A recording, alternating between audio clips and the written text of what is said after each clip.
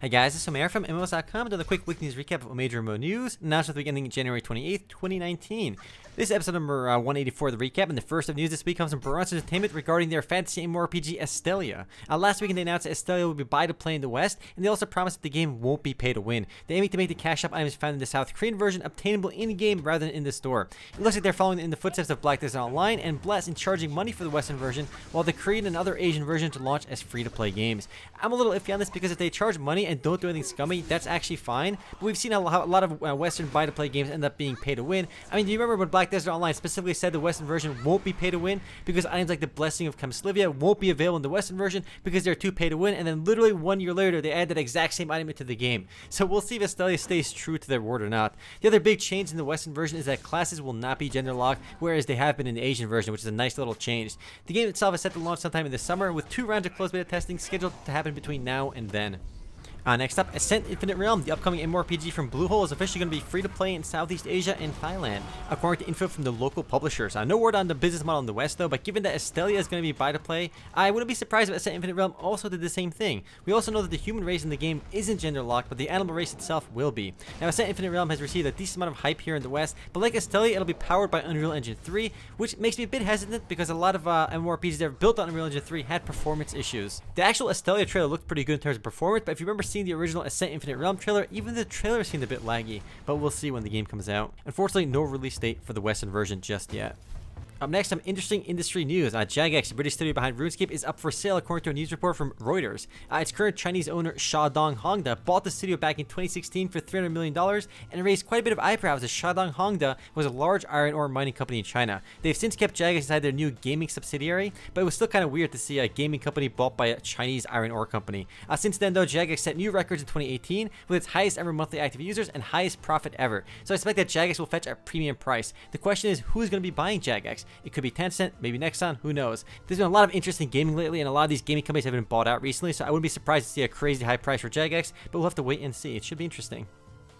Next up, Planetside Arena's release date has been pushed back to March 26th from January 29th. Anyone who pre-ordered the game, though, can start playing at a special Founder Season starting February 20th. Planetside Arena is basically the exact same game as Planetside 2, except without the territory control MMO elements. Instead, focus on more traditional game modes like Deathmatch, Capture the Flag, and even a 500-player Battle Royale. It's available for pre-order right now on Steam for $19.99. It is interesting, though, that the game is going with a buy-to-play model when Planetside 2 is free-to-play, and is essentially the same game, just kind of diced up with the game mode rather than a persistent MMO territory control style game. But it looks nice, and the 500-player Battle Royale may be successful.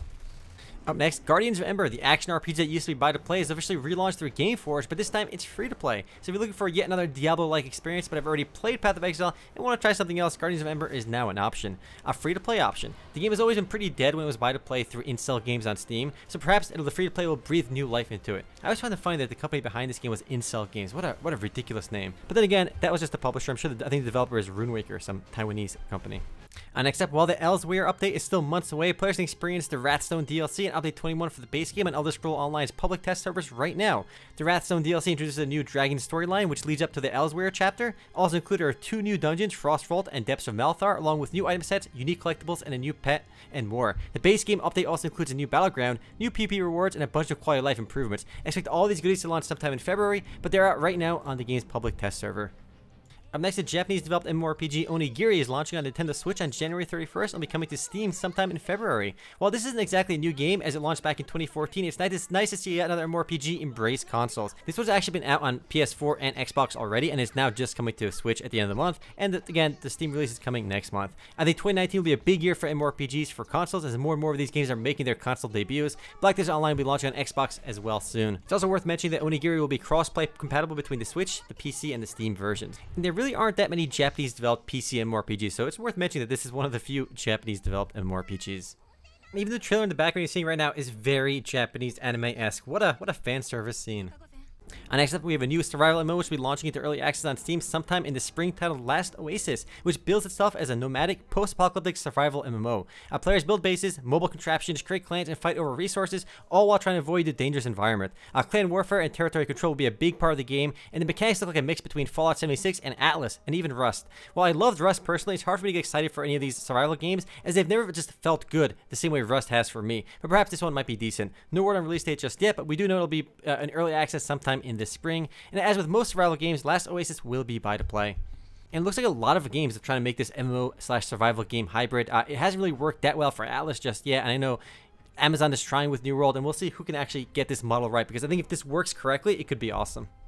And speaking of survival games, we have yet another survival game launching titled Pantropy, which will be hitting Steam Early Access on January 31st after raising $90,000 on Kickstarter. It builds itself as an MMO FPS, but clearly has base building elements too, so expect something like Rust or Ark, except with sci-fi elements. Again, I can't get excited for these games too much, especially when they're indie titles, as making them work is clearly difficult, as we've seen with Atlas. Who knows though, maybe they'll end up making it work and it could be fun, but again, it'll be buy to play as well. Most of these survival games are.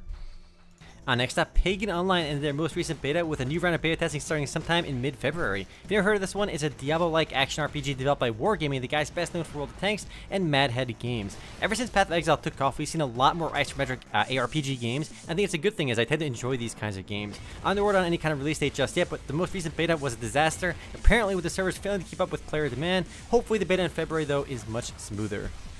Next and last of news this week is a funny one. NetEase released their new 3v3 MOBA Storm Arena into open beta in select countries including Canada, Mexico, and Brazil, with a global release set to happen soon. I say it's funny because Storm Arena looks exactly like a complete knockoff of Brawl Stars, which is actually a super successful Western developed mobile game. I mean, you be the judge. Take a look at both these games. NetEase is also China's second largest game developer, and the company Blizzard is working with to co-develop Diablo Immortal. They're also known for blatantly ripping off other games, including Dead by Daylight, which they ripped off by making a mobile clone of it.